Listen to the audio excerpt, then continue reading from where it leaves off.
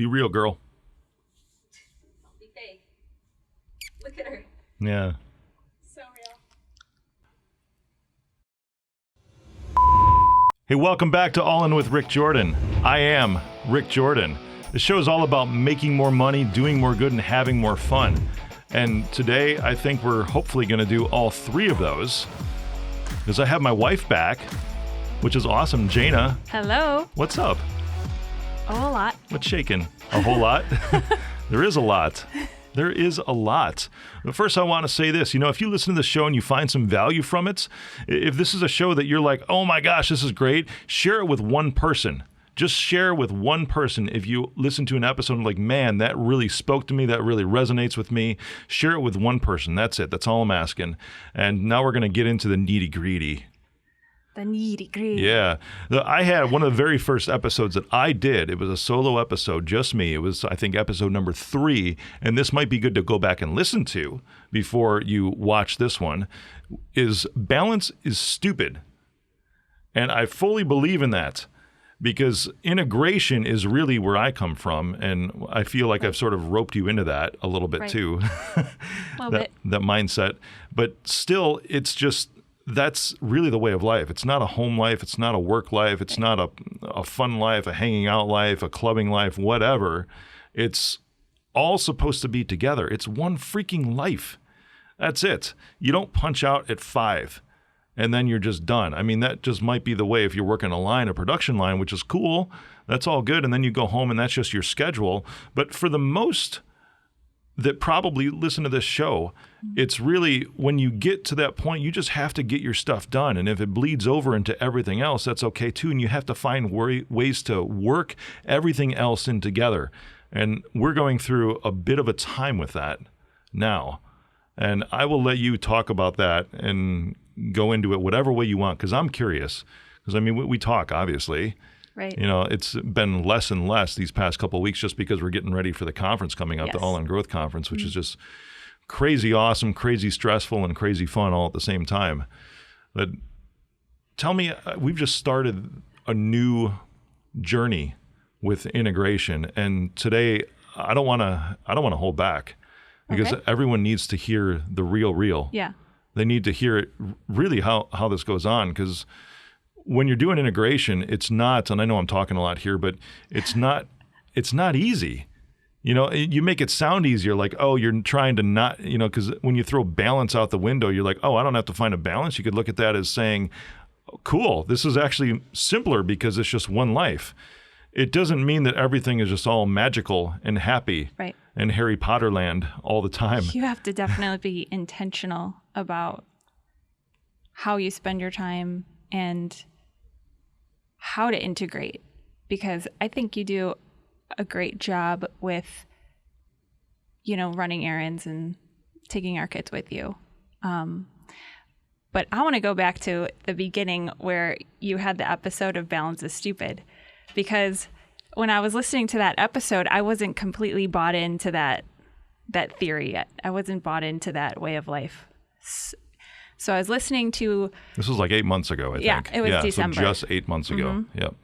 And I was still learning how to be the all-in wife, and have that all-in life of just everything is here and there, and I think it's kind of like a juggling act, and sometimes I call us the circus when we enter a room, like the circus has arrived, because sometimes that's how I feel like we are. This week actually was the first week that we started the integration of homeschooling, I guess you could call it, worldschooling, travel schooling, I don't know. But we do an online academy, and it really helps because they're able to just take school with them wherever they go. But it's been very challenging. After I bought into the whole all-in life, I hate to say the word bought in, but, I kind of... Yeah. I guess I just embraced it. There we go. I embraced the all-in life. I like that word better.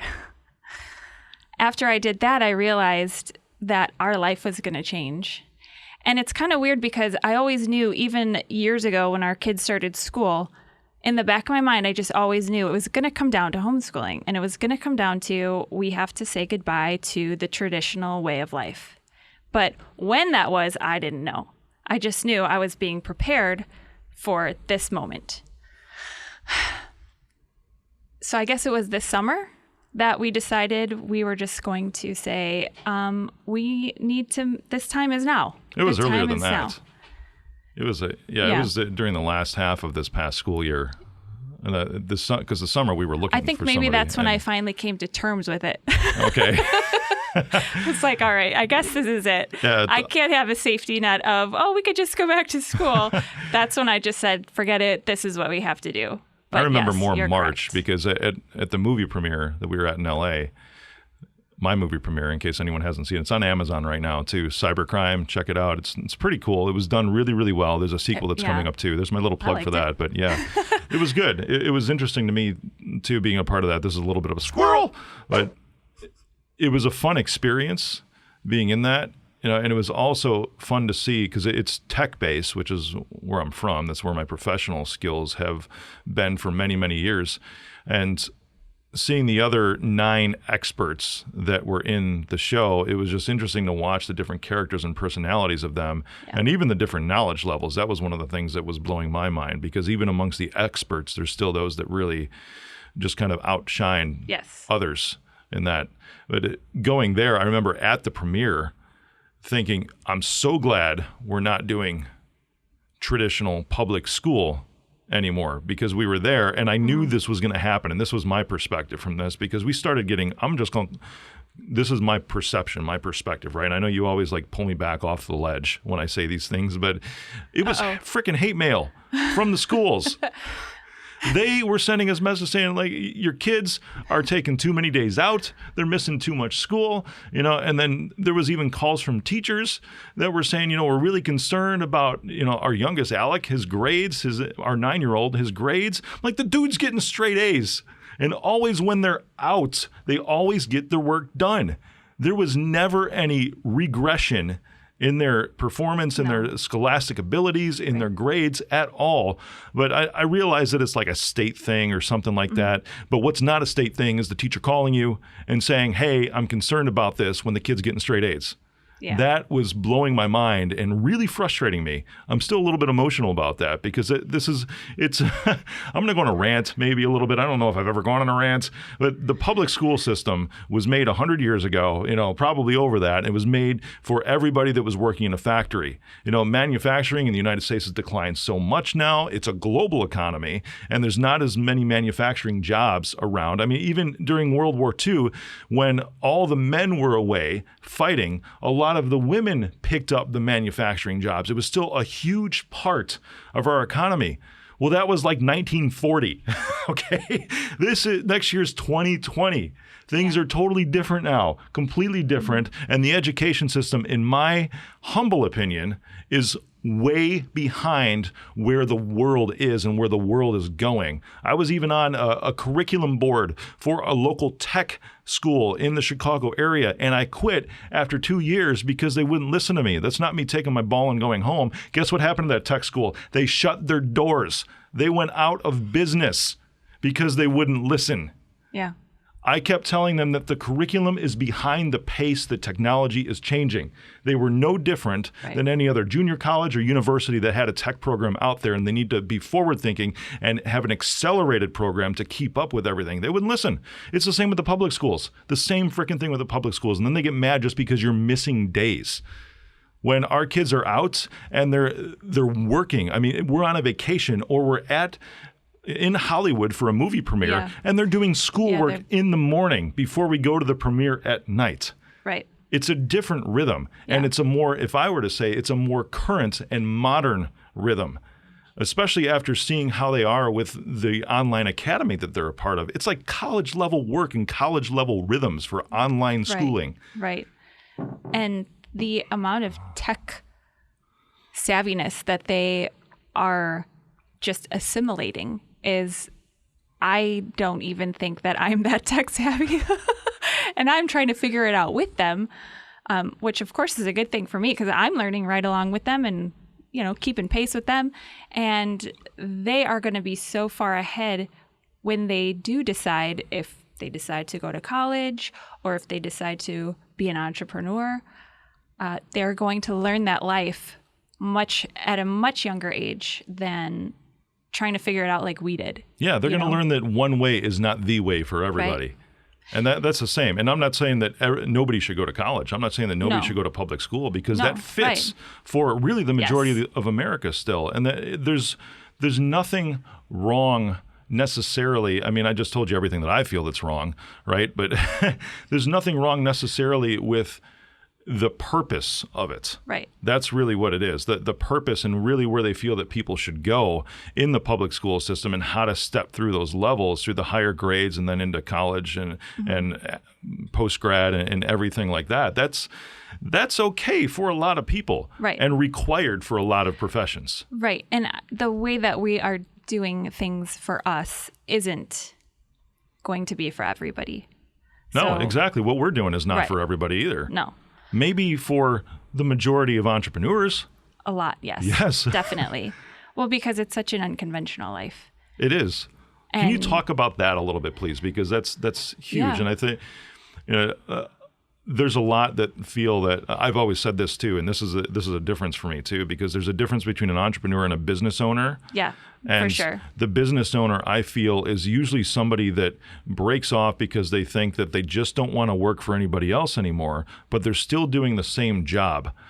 They're not really building a company. And the stats, this is stupid. I'm going to say this is freaking stupid, is that the average income that a small business owner in the United States takes home, I just looked this up when I spoke at Harvard a couple months ago, is $59,000.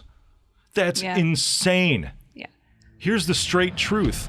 If you're going to launch a business, the business should not be a job.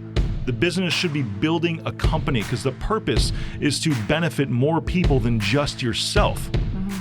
That's why I started. I love payroll time.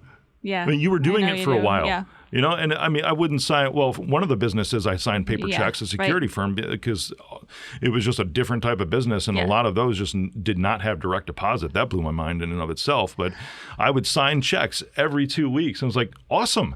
That was really a second job for most people in providing a lot of supplementary income. Mm-hmm. And that was cool. I loved being able to do that, to say, awesome, I just benefited this person's life. That was really the only reason. That company was not very profitable. No. But it was mission-based, and it provided some supplementary income for over 100 people that were on the roster. Yeah. So anyways, we're going right. I'm going on a lot of rants today. Whatever. I'm very passionate about all of this. All of this. Okay, where were we? We are unconventional. Yes. Okay, we're unconventional. Well, what's funny is I read an article actually this morning, because I like to read before I get out of bed. So I was reading an article about somebody who is like, I think that the word entrepreneur is abused, because so many people want to say, yeah, I'm an entrepreneur, when actually they're just a business owner. Yeah. And there is quite a difference, because there is like a spirit of entrepreneurship. I mean, so many people that we're around embody that spirit. And then there's that, like you were saying, the business owner who just, I don't want to work for somebody else, so I'm going to do the exact same thing. I'll just open a whatever. And then, that's all I'm going to do is just my job for myself. But our kids are seeing this. I kind of liken it to, it's like an entrepreneur school, I guess. This school of life is, this entrepreneur life is like, because they're learning how to self-regulate. They're learning how to self-pace. They're learning, if they're learning to prioritize their schoolwork, if I have an hour here, then I could save this for that time. I just saw Richard doing this yesterday, our oldest son, who's the twin. He was like, I have to save this science activity for tomorrow because I don't have enough time today. But today I had enough time to do, 4 subjects. And then tomorrow I can just do this. And then there was a day last week, which was our first week, which was very rough and tried my patience a lot. But he was like, I'm falling behind this week in Spanish. Friday, I'm just going to take the whole day, do Spanish, and then I'll do some work on Saturday. So learning also that, well, sometimes you do have to do stuff on the weekend to be. Yeah. To get the job done, yeah. to achieve the results you want. Exactly. So it was eye-opening, encouraging, even though it was a stressful week, but it's encouraging to see them learn that, okay, well, there is stuff that I have to do later tonight. Yeah, they're learning what it was funny to me. I spoke at an event a couple of weeks ago, and there were other speakers there too. And someone said, hey, as entrepreneurs, we don't punch in and we don't punch out. And somebody from the crowd of about 200 people said, well, we punch in. And that's it. Yeah, you just decide that, hey, I'm starting. You punch in, and that's it till the day you die. Yeah. Yeah. It was hard for me to embrace that whole thing with balance is stupid. But once I did, I thought things just started going a lot more smoothly, even though it was hard. I mean, it's not an easy road. And meaning it takes work. Well, yeah, it takes work. It takes, and like I said earlier, you have to be intentional about it. You can't just be like, oh, I don't feel like doing this today, because you have no choice, basically. But like I said, I felt things were going more smoothly, even though it was difficult.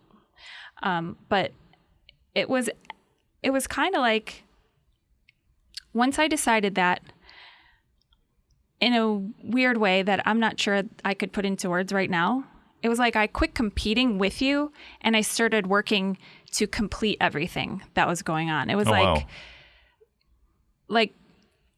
it wasn't even a puzzle. It was just a system, like maybe a machine that was like missing a part and kept sort of breaking. But once I decided, all right, this is just, it's got to be this way, or our life is not going to be how we want it to be. Then it was like, all right, this is so cool. I'm able to be the all-in wife and have the all-in family because I'm no longer competing with my husband for attention, or I'm no longer competing with my husband for, well, I have to do all this. I'm helping complete the work that you and I decided to build together. And then once I decided that, then I don't know, things just started to take off and bloom, and now you have this whole... Can I clarify that? Yeah, of that course. point too, because it's not, we are not in business together. No. We don't do business efforts together. Right. Because we would drive each other insane if we did that. I think in the way that we tried to before, yes. I wouldn't close off any possibilities in the future, not that... Me neither, yeah. Right. So that when you're saying, what we're building together, that really means our family. Yes, yeah, absolutely. Yeah, that really means the wholeness of our life. Right. And which my businesses fit into that wholeness. Right. And so like just family and everything else fits into that wholeness. That is integration. Everything is included in that wholeness. Right. And so when you say you're the all-in wife, I love the sound of that.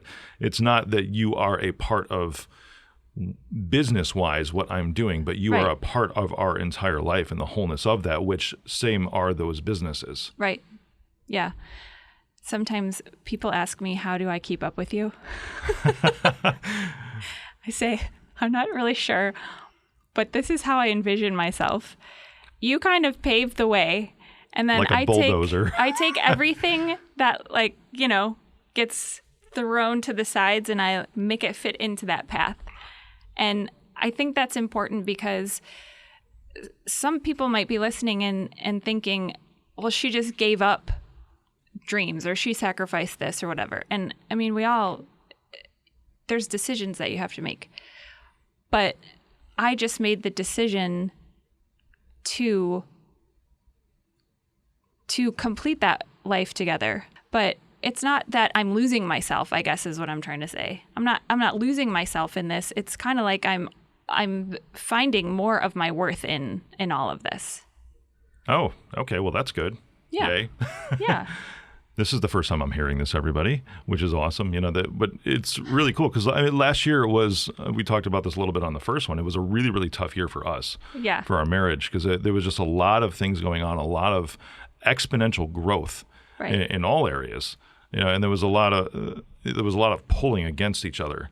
in that because we didn't know really where everything fit into the all-in. Right. And now we're further on, but that's a good point too, because it doesn't stop. Figuring it out how to be all in never ceases. No. It never, you never actually figure everything to where you have a set plan going forward. And I was talking to someone about this the other day, the how, and a lot of people get stuck in the how, and that's why they don't move forward with whatever it is. I've never been that way. I always just say, this is what I'm going after. I'm going to freaking figure it out along the way how to get there. And you just do. And for the whole life, for the all-in life that we have, for the integration that we have, I mean, I blow things up, and that's good in a lot of ways because it helps blaze a path. However, what you're saying, because there's a lot of good pieces that might have been there that need to be pushed back into that path because it just pummels everything to the sides as we're moving forward. And I appreciate what you do. I mean, I couldn't do what I do if you didn't do what you do. Yeah. And it's hands down, that's how it is. Yeah. But you have to make that decision. Am I going to compete or am I going to complete? And once you make the decision to complete, then you yourself become complete. You have to make a commitment and just say, this is what is happening, and I need to find out how to make it work. And, we committed our lives to each other. So it's not like I'm going to be like 18 years ago. 18 years ago. Yeah. Just celebrated our anniversary this week. Yeah. So we committed that to each other, and it's like, all right, thick or thin, this is what we're doing. And I'm not going to, at the first sign of something getting hard, we would have split up a very long time ago. We've talked about a lot of the difficulties, but there was something really cool that just happened yesterday. Can you tell the story of Alec with what he was learning? This is some of the really cool things about what we do too. With the homeschooling / not homeschooling. Yeah, it's really worldschooling. That's the term that's being thrown around that I see a lot on the internet because the internet's right all the time. But I don't. But here's the thing, right? We're not at home right now, and exactly. A lot of the baby boomer generation was really trying to warn us a lot about this too, and say, "Oh, your kids are not going to be social." And I'm like, they are more social. They interact with more people than most kids that go to public school do. Yeah. Because they're interacting with world changers. Like Naveen Jain, like Dave Asprey, and the people who are just blowing things up in a good way for everyone else to benefit. And they're interacting with kids when they're around those too. But yet they're also learning how to interact in an adult world, which I know a lot of kids will just go to tablets or they'll go to whatever, and then that's what happens because that's the rhythm of life for them. Okay, but they are more social that I see than most kids in the entire world are because of that. And that's a benefit of that. But when they say homeschooling, right, I don't consider this really homeschooling. And I'm always somebody that's stuck on semantics. I get that. That's just who I am, at clarifying exactly what things are. But it's not that, because right now they are in school, like right in this moment while we're recording this show. They are in school. Class, yes. They are in class, but we are not at home. Right. And neither of us are teaching them currently. They're in virtual classrooms, which is super cool, or they're on self-paced studies, which is all using technology, all online, and that's just how it goes. So it isn't really homeschooling where typically in the years past, my best buddy growing up, I was best man in his wedding, he was best man in my wedding, Dan Cyprian, awesome dude. He was saying, I don't believe in homeschooling and everything because he was, and so were his siblings. And it was way different back then because it was his mom that was there all day long that had to even maybe come up with a curriculum or order a curriculum and teach it. It was really just public school in a different setting. It was not a different way of learning. That's where I see the difference in everything that's right. It was just, it's the same stuff. Right. Rather than in a school building, it's at home. That's not what we're doing. Right. Which is why things like yesterday can happen. Now I'll shut up and you can tell because I think it's fun. I wasn't there, so you. Well, Alec, he's the youngest, and he's in a blended program, which is partly online and then partly textbooks. We were going through a textbook, and then it said, "Hey, look at this online lesson." So we're looking at this online lesson. It was in social studies, and we started going over the geography of the U.S. And we're looking at a picture, and it's like, this landform is a mountain, and he goes, no, really? Then further down in the paragraph, it said, more specifically, this is Mount Rainier. And he's like, oh, that's cool. I go, want to see it in real life? And he's like, what? And I'm like, we're in Bellevue, Washington. We right are, now. yes. So I'm like, let's go outside and look at it in real life. So we went outside and I'm like, there you go. There's Mount Rainier with your own eyes. And he's like, whoa. So we were out there for a few minutes and then came back in and he's like, that was really cool. And then we were learning about the Cascade Mountains. And he's like, where are those? And I go, well, you remember our drive yesterday? And he's like, yeah. And I'm like, well, those were the Cascade Mountains. We were driving through them. Literally drove through them the day before. Oh my gosh, that's amazing. So now he knows firsthand where the Cascade Mountains are. Yeah, it is more integrated schooling because he is being integrated. His education is literally integrated with the world as it is, which is just evidenced by yesterday. And then the previous day when we just took a 2.5-hour drive to a fun little German-ish town, Leavenworth. They have good sausages, really good sausages. But yeah, we drove through these amazing mountain ranges. And Squirrel. It's the Cascade Mountains. And then he's learning about that in social studies. I also wanted to say, when I was younger, my parents would take us on family vacations and we would go to see a whole bunch of Civil War sites, which, sometimes got a little old to my brother and me because we're kids. But I look back and I understand a lot more of the Civil War and how it happened and how the way of life just because I was there. So when we would study it in school, I'm like, oh yeah, I was just there this summer. I know. Or Abraham Lincoln, we only live 3 hours from Springfield, Illinois. And our kids are learning about Abraham Lincoln and they're like, oh yeah, I remember that from his house, or I remember that from the state capitol, from the old state capitol. So that's just things like we're taking field trips to just go see these things that they're studying. And it's really cool. Oh, yeah. Well, they were able to come with us because you've been here with me before, to creative media group where we record, amazing branding agency, plug. And squirrel. Coming out here now, this is the first time our entire family has come with. Yes, it is. And it's been challenging. It has been challenging. This is the first week that they've actually been traveling, but this was one of the purposes of integrating all this so that they could come along, just like they came with to the movie premiere. Right. But that was removing them from school for that week, from public school for that week. So they were used to that because everybody takes vacations and all that. But this is the same stuff that we do when we're in Chicago, you're going to be doing here. Right. You're taking school with you. That's what I keep trying to sit. School does not have a building anymore. It is not in our house. It is not in a school building. Yeah. Yeah. It's been challenging just because we started last week, so there's that. We just started last week. So they're trying to figure all that out. They're actually needing to retrain their brain and how they're learning just because they're learning online and they're not completely able to interact with the teacher right away. However, they have the teacher's cell phone number. So if they have a question, they can literally pick up the phone and call the teacher. Or text. That is so cool. Yes. Or meet in a virtual classroom and then the teacher will go over things. But it has been challenging. We've hit some roadblocks. There's still things that need to be ironed out, because I'm a system person. I'm like, you have to have a system for everything. Oh, yeah. You have to have a plan. The system out of the water. Plan for everything. So it's kind of like, okay, well, we got to sort of figure that out. But so it's been a learning experience for all of us. And definitely we will not forget it ever. This trip. It's gonna be that way. Yeah, it's always gonna be that way, and it's gonna be a continuous learning experience with us. Because who knows? Our youngest or our oldest two, our twins, are in 7th grade. Really? Well, see, I don't even know anymore because the stuff like they're in 11th grade reading, and they're learning things that are ahead of where they were in most subjects. Right. Were ahead of where they were in public schools, which comes back to my original point that public schools do not follow the pace that kids really need because they're still stuck in that systematic, they need to learn this year and this next year because this is how it's always been.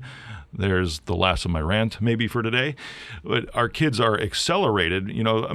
Yes, I'm biased and I think that they're smart, but they already knew more and could grasp more than where they were at in the public school system. And all 3 of our kids are in grade levels levels I'm talking Yeah. like Alec, 5 levels, or sometimes even, but he's in technically 4th grade or something like Yeah. that. 8 grades higher Yeah. in reading. He Right. is at almost college level reading, 12th grade reading as a 9-year-old. When he was told all these years by teachers that he was just slow reader, poor reader, could not read, when his comprehension is just off the scale. He was not being challenged enough with the methods that worked for his brain, even though he was accelerated in that, and they thought that he was behind. And now he's picking, the kid reads all the time and laughs. I mean, it blows my mind. You know, that never Right. made sense to me. And of course it didn't make sense because there was no sense to it. Now they are learning at the pace that they need to, at the pace that really kids are able to. Kids are freaking amazing to me because they can soak in so much. They're sponges. And yet we put them on this path to where it is paced to the 95 percentile of where most kids, at least whoever writes these stupid curriculums for public schools and the systems, are. And you know what, this is just who I am, and this is how I feel about the public system.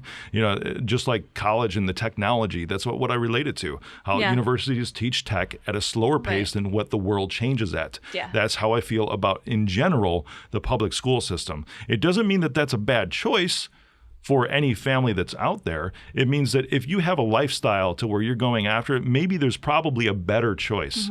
Or if that is your choice, that may be your only choice where you're at. And that's okay. Just try to get your kids into something else where they can learn at the pace that they can actually absorb the information and comprehend it. But also get them into something that they absolutely love. That's a great point. You know, PE, for example, because there's physical education For requirements. the state of Illinois, there is, yeah. Richard's been a competitive swimmer for this is 4th year, I think, something like that, 3rd year.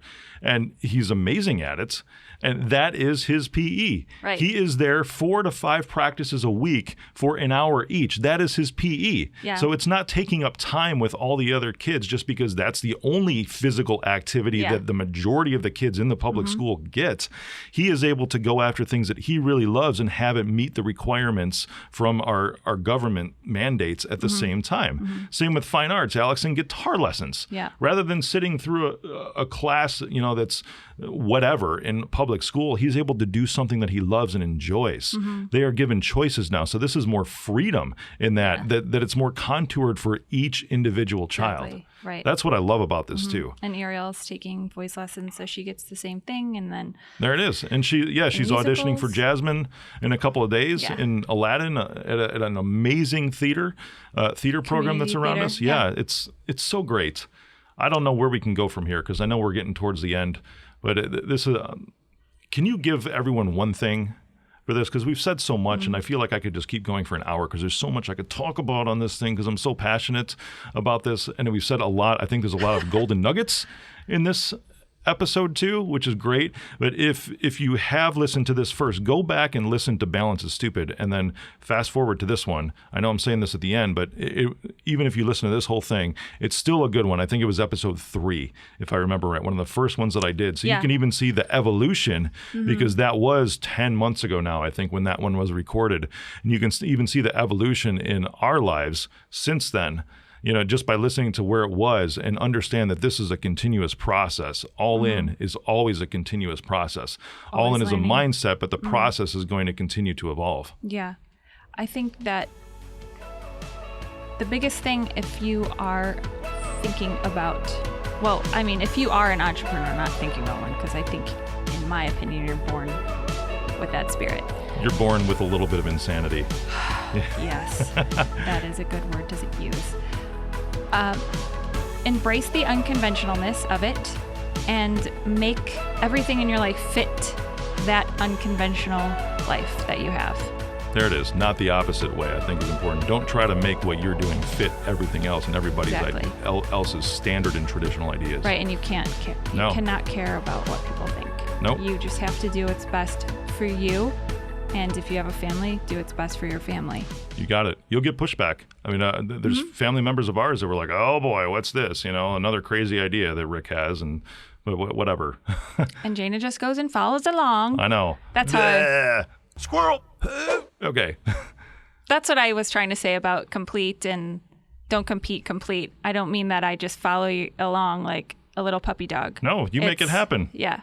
Yeah, exactly. Awesome. Well, thanks, love. You're welcome, dear. We never call each other these things at all. It's just fun to say, to mess with each other. There's a lot of interesting pet names, which I'll reserve for another time. And that's it. Thank you.